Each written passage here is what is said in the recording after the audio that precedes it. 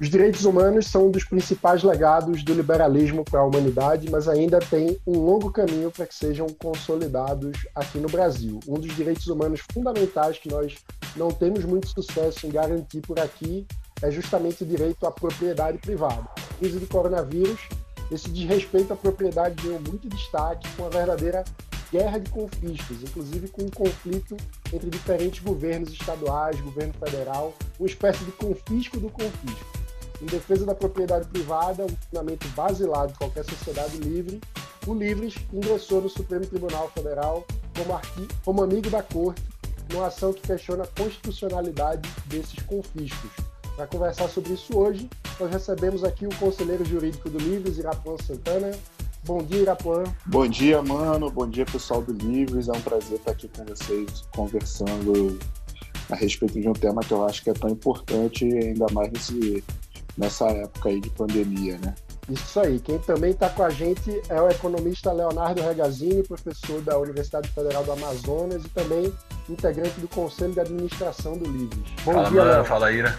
Prazer estar conversando com vocês aí. Muito bom. Então confira a nossa conversa, já deixa aqui o seu like, se inscreva no canal, compartilhe com seus amigos e não esqueça de ativar o sininho para não perder as notificações, porque de segunda a sexta-feira o Livres traz sempre um conteúdo novo para você com os principais destaques do dia para quem defende a liberdade por inteiro.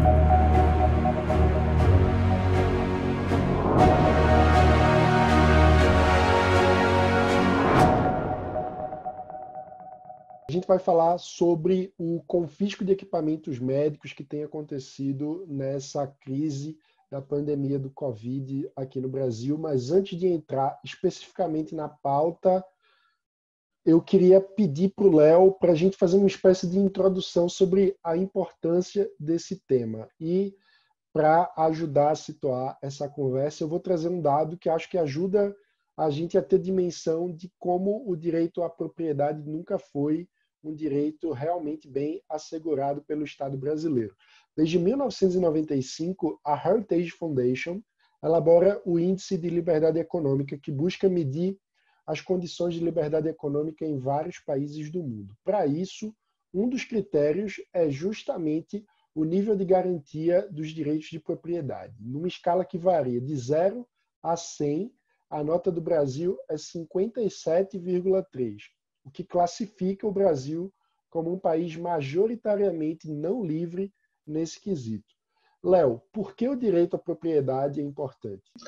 Pois é, mano, você sabe que, como você falou, né, o Brasil é um país que tem uma tradição de desrespeito à propriedade, e esse discurso da defesa da propriedade é um discurso que, tradicionalmente, a gente tem permitido que ele se associe a uma ideia de defesa do rico, defesa de quem tem recurso, defesa de quem tem patrimônio, mas a verdade é que quase todo mundo tem alguma coisa, né? Algumas pessoas têm muito pouco, é verdade, mas quase todo mundo tem alguma coisa. E a defesa do direito de propriedade é uma defesa de todas as pessoas que têm alguma coisa de fato, certo? E de onde vem essa defesa? Acho que dá para a gente buscar a origem dessa defesa no pai do liberalismo econômico, que é Adam Smith. Quando ele escreveu a sua obra, de fato o que ele fez na sua principal obra foi se dedicar a investigar como funciona um sistema de organização econômica pautado pela livre interação entre os agentes econômicos, né? O que ele fez foi tentar responder os filósofos da época se esse era um mecanismo seguro de organizar a sociedade.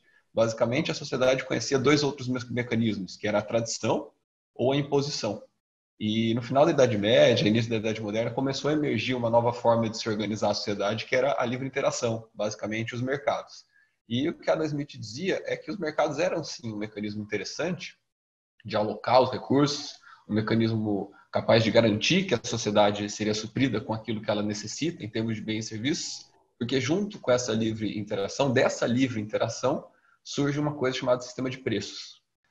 Quando a gente vê fenômenos como a gente tem observado de desrespeito à propriedade, de confisco de equipamentos médicos, o que a gente está vendo é que esse sistema de preço está sendo desrespeitado e a gente está colocando um incentivo diferente para os agentes econômicos. Então, é muito comum, na verdade, vou ser sincero, há bons argumentos em defesa dos confiscos, né? Eu tenho muitos amigos que falam, porra, lógico que tem que confiscar, a empresa está enfiando a faca, a empresa está cobrando, vendendo esses equipamentos médicos por uma fortuna, isso vai estar privando uma parcela expressiva da população de ter acesso. É claro que as pessoas fazem isso cercadas das melhores intenções possíveis, que é tentar garantir, né, equipamento médico para a população. Só que a gente tem que pensar além daquilo que a gente consegue observar. A gente tem que tentar enxergar aquilo que está escondido, que é o fato de que, quando a gente desrespeita essa propriedade, a gente está oferecendo um péssimo incentivo para a empresa. Vamos pensar, por exemplo, no caso da 3M em São Paulo. O Brasil precisa de mais máscaras. É natural que, em um contexto desse, o preço da máscara aumente. O preço da máscara aumentar é um incentivo espetacular para que outras empresas se esforcem para produzir máscaras. E para que, no horizonte aí de algumas semanas, a gente possa ter um volume maior de máscaras no mercado. Agora, se ao invés de fazer isso, a gente opta por violar a propriedade privada, a gente está oferecendo um péssimo incentivo ao empreendimento econômico, à produção de riquezas, de equipamento e de renda. Em outras palavras, se você sabe que vai ser roubado por produzir algo, você não vai produzir esse algo. É verdade. E isso, acho que essa é uma lição que eu acho que a gente já devia ter aprendido há muitos e muitos anos, né? Eu lembro quando eu li o livro do Tolstói, Guerra e Paz, ele conta que quando Napoleão chegou na Rússia, ao invés de confiscar os alimentos, ele mandou avisar os agricultores que o exército francês compraria os alimentos por um preço justo. Então, esse é um belo incentivo para que as coisas continuem rodando. Ele queria conquistar aquilo, ele não queria pilhar só a cidade. É claro que a gente sabe o fim da história, acabou que não deu certo, mas é fundamental, se você quer que o desenvolvimento perdure, é fundamental que você coloque os melhores incentivos possíveis para que haja produção. E é interessante isso porque eu estava vendo que, por exemplo, é assim que funciona na Alemanha, né? A Alemanha chega para as indústrias e diz: olha, eu garanto que vou comprar, então aumentem a produção. Por um preço bom, né? Porque há demanda. Ô Ira, explica como é essa ação do Livres, por que o Livres decidiu entrar com essa ação e qual que é o nosso argumento? Então, mano, no primeiro momento, nós queríamos ingressar como autores, né, da ação. Acho que é importante a gente pontuar isso, mas infelizmente o acesso ao Supremo ele não é amplo, né? A nossa Suprema Corte não é todo mundo que tem acesso a ela pela via direta.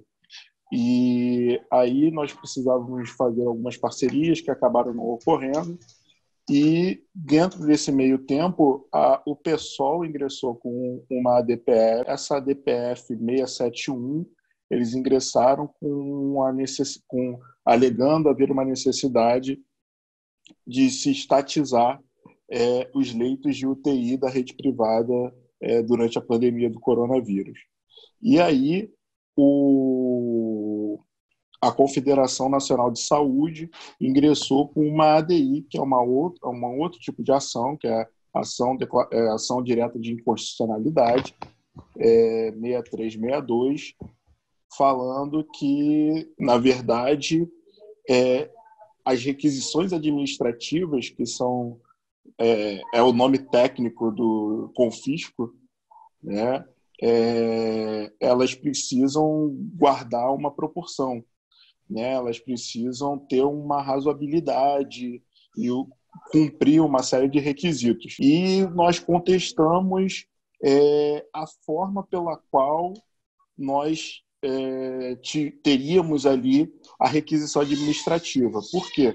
Porque na Lei 13.979 de 2020, que fala a respeito da questão da calamidade pública, ali estava a autorização para ter a requisição administrativa. Mas não dizia quais as condições que você tem para fazer esse tipo de questão. Para você chegar e ir até o patrimônio da pessoa e retirar aquilo do patrimônio da pessoa, aquilo ali tem que ser a exceção, né, e não a regra. Então, por esse motivo, no primeiro momento, você tem que justificar de uma maneira bem extensa o porquê que o Estado está indo até o seu patrimônio jurídico e retirando aquilo ali. E eu acho que vale dizer, Ira, que o que está acontecendo na prática, em alguns lugares, chega ao absurdo da polícia chegar até a farmácia, pegar máscaras e ir embora como se tivesse tudo bem, né? Esse aqui é nosso país, ó. Nós compramos materiais, pagamos impostos, aí o PROCON chega com a Polícia Civil, com a Receita Federal, entra na sua empresa, pega tudo seu que ele quer de direito, que ele acha que é direito dele, leva e diz que vai pagar depois. Olha o nosso país aí. É fogo, meu irmão.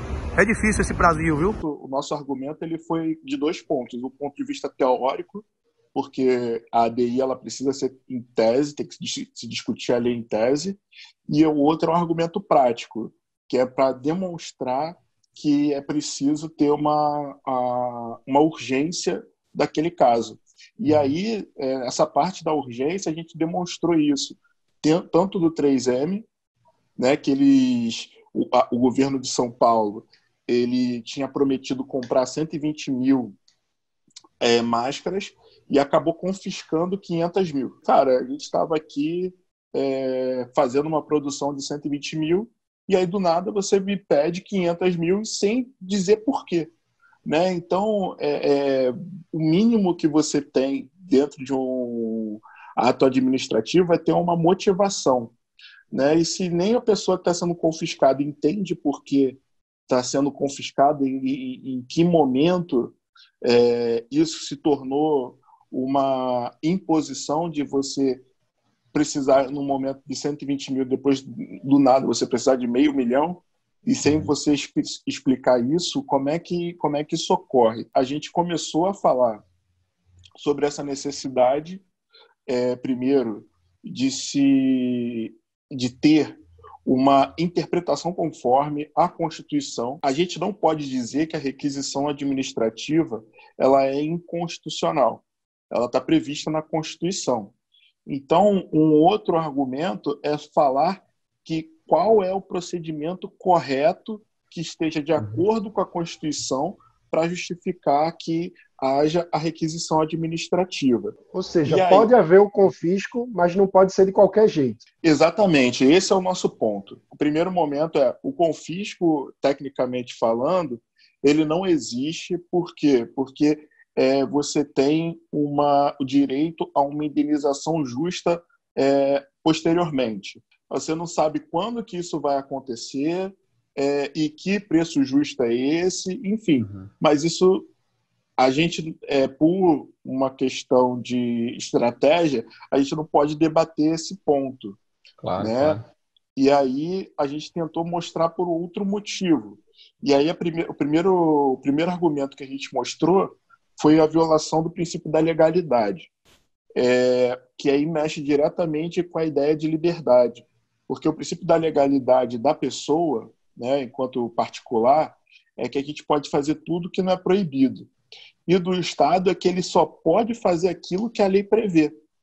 E aí, nesse momento, a lei meramente autoriza haver uma requisição administrativa, mas ela não fala em quais parâmetros, sobre quais parâmetros a gente vai observar para aquela requisição existir.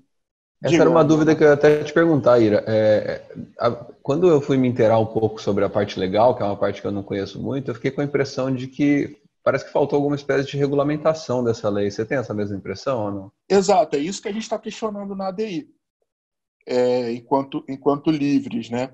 Porque se o Estado ele só pode se mexer dentro de critérios de lei, se a lei somente autoriza, ela tem que autorizar em quais termos. Quem que vai decidir o que é a necessidade, né? Exato, exato. E a partir daí a gente entrou num outro aspecto sobre... Porque pode ter alguém aí que está ouvindo a gente, que está assistindo, que é do direito, vai falar, mas isso aí é a chamada discricionariedade, né? Onde o administrador ele faz dentro daquela perspectiva de livre convencimento, de oportunidade, mas essa discricionariedade ela pode ser, sim, controlada pelo judiciário. E aí foi um outro argumento que a gente enfrentou dentro dessa ideia do princípio da legalidade para poder fazer esse controle. Olha, vocês simplesmente entram na farmácia, pegam o que querem e vão embora. E dizem que depois vai indenizar de acordo com as questões que vocês acharem que devem. Isso não é motivação. Isso não é uma justificação. Você não apresenta uma justificativa plausível de que você precisa, efetivamente, de quanto você precisa e do porquê você precisa. Não, sim, e a quantidade me parece muito importante, viu, Ira? Porque parece que a gente corre o risco de começar a ver uma corrida aí entre prefeitos, governadores, pelos equipamentos, porque se Já todo está mundo começa acontecendo. se todo mundo começa a utilizar essa prerrogativa, o cara fala, bom, eu vou pegar aqui antes que o governador pegue aqui, o prefeito da cidade vizinha, enfim, né? Pode criar uma situação na qual todo mundo, por precaução, vai querer já garantir o equipamento, e aí a gente chega no pior cenário possível, que é gente com equipamento parado por segurança, enquanto na cidade vizinha tem gente que está morrendo com falta de equipamento. Né? Exatamente. Não é só um risco. Ira estava dizendo que já está acontecendo, né, Ira? Sim, sim. Que é um absurdo completo, porque quando você tem que demonstrar que se o Estado ele só pode se movimentar dentro de certos parâmetros, se ele não apresenta esses parâmetros, isso é um desvio de finalidade, isso é um abuso de poder. E aí ele tem que demonstrar, olha, eu preciso disso aqui porque está faltando tanto, eu estou com uma demanda de tanto, dentro dessa perspectiva está faltando isso, isso e isso, né? Então eu não consigo esperar o momento de fazer o pagamento. Enfim, tem que demonstrar por todos os meios que essa medida como excepcional, ela tem que ser excepcional e não a regra. O que tá acontecendo é justamente o contrário, né? E aí o Mandetta até falou, olha, a gente precisa, na verdade, fazer tudo para chegar no SUS, no Ministério da Saúde, e o Ministério da Saúde distribui. Tá, beleza. Mas aí a gente fala para uma outra questão, que é se esse critério, se a requisição administrativa, se ela é a melhor forma de se cumprir essa demanda, de preencher essa demanda, de responder essa demanda. E aí a gente entrou nesse argumento, Léo, econômico, né, de mostrar que não existe um incentivo para a pessoa produzir se, no final das contas, ela não vai receber por aquilo, né? Se já é difícil a gente receber quando existe quando o cara compra aquilo ali via licitação, já é difícil pra caramba. Isso a gente não botou na petição, né? Mas a ideia era essa. Se você já é difícil, o cara coloca a licitação, o cara não recebe. Imagina nesses tempos em que você tem uma requisição administrativa que é para um futuro incerto, que não se fala nem quando vai pagar. Né? E pensa no empresário. O empresário está na dúvida se ele mantém a equipe lá, se ele dá férias, se ele suspende o contrato de trabalho. Bom, ele só vai se virar para conseguir manter a linha operando se realmente for para ele ganhar bastante dinheiro. Sim. É assim que vai funcionar a mente do empresário, certo? Então, a gente pode conviver com isso e tentar extrair o melhor disso, ou a gente pode querer brigar com a lógica, confiscar material do empresário e torcer para ele continuar produzindo que nem um imbecil, coisa que, bom, vamos ser sinceros, não vai acontecer. Então, se o que interessa para a gente é ter equipamento ao longo do tempo, qual que é o melhor incentivo para a gente colocar? Esse é um argumento que me parece forte. Sim, sim. E assim, a ideia foi até um pouco mais... A gente não chegou nem aí tão longe, a gente fez aquela linha do tempo simples. Se você não paga ali naquele momento pelo insumo, o cara não vai ter dinheiro para reinvestir. Claro, com certeza. Entendeu? E aí, esse foi o outro argumento da questão da razoabilidade, da proporcionalidade da medida. Em que é preciso aumentar a produção, né? Então é preciso ter recurso para investir e ter condições de aumentar a produção. Ele precisa exatamente comprar mais equipamento, a gente está demandando mais produtos, né? Na verdade. E aí a gente deu o exemplo da Inglaterra, que o Mano até falou agora da Alemanha. A Inglaterra ela fez um consórcio com outras indústrias, o pessoal da indústria automobilística, por exemplo, para fazer novos respiradores, porque ninguém está comprando carro, beleza, a indústria está parada, então fala, olha só, eu tenho aqui um novo modelo de respirador que vocês podem fazer que eu vou comprar. E a partir daí você tem uma movimentação de uma indústria que estava parada, né? E falando, eu vou comprar. E esse novo modelo, além disso, eles estão fazendo uma aceleração da aprovação desse novo modelo via Ministério da Saúde em inglês. Então você tem uma desburocratização de um lado, o incentivo à produção do outro, em que você consegue fazer, eles até colocaram aqui, que era, se eu não me engano, 30 mil respiradores em 2 semanas, 3 semanas, uma coisa assim, em que você já fazia o contrato prévio, né, juntamente com as indústrias. E aí a gente mostrou, dentro dessa perspectiva, o que estava acontecendo, né, que existiam outros modelos que respondiam aos critérios de legalidade, razoabilidade, proporcionalidade, né, e que era possível o Brasil atuar de outra forma. Eu acho que isso é muito importante da gente frisar, porque no fim a gente está falando sobre modificar o modelo, a forma com a qual o Estado se relaciona com a sociedade brasileira. Né? A gente quer um Estado que se relaciona impondo a força, ou a gente quer um Estado que se relaciona com a sociedade como um coordenador, né? Que respeita a autonomia dos diversos agentes e atua tentando levar a situação para a forma mais eficiente possível. Né? E cooperativa, né? Porque o princípio básico da cooperação é a não coerção. Né? A gente fala, olha, a gente precisa, na verdade, que essa medida seja de fato excepcional, que o Estado ele motive, ou seja, que ele dê todas as razões pelas quais ele precisa daquele equipamento e por que ele precisa daquela forma em específico e que seja exato. Por que ele precisa daquela forma e a quantidade, ele tem que justificar tudo. E aí a gente colocou alguns precedentes do Supremo e do STJ mostrando que esse ato, na verdade, que ele é nulo, né? Então deveria até haver uma suspensão da eficácia desses atos, né? E que, na verdade, precisaria de uma regulamentação para validar as questões. E quando, nos casos na qual não há regulamentação pelo Legislativo, o Supremo pode, de alguma maneira, estabelecer regras de alguma forma? Como é que funciona isso? Pode. Nesse caso em específico, não foi o pedido que foi feito pelo principal, que foi lá a Confederação Nacional de Saúde.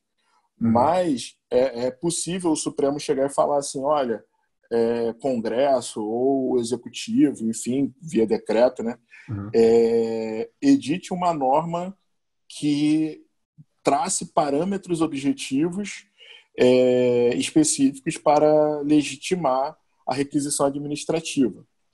E aí sim seria possível, e aí é possível que o Supremo, assim, na verdade, isso tem uma discussão doutrinária bem grande sobre se o Supremo poderia elaborar uma norma enquanto o Congresso ou o Executivo não elaboram.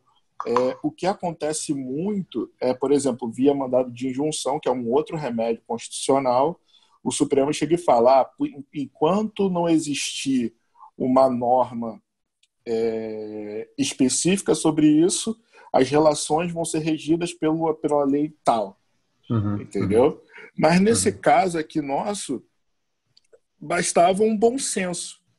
Assim, se o Executivo pelo menos justificasse de uma maneira decente, consistente, já seria uma coisa muito, muito diferente, né? Mas não havendo isso, porque o que acontece? Na verdade, às vezes até existe um decreto estadual ou municipal, só que todos se remetendo a essa lei federal.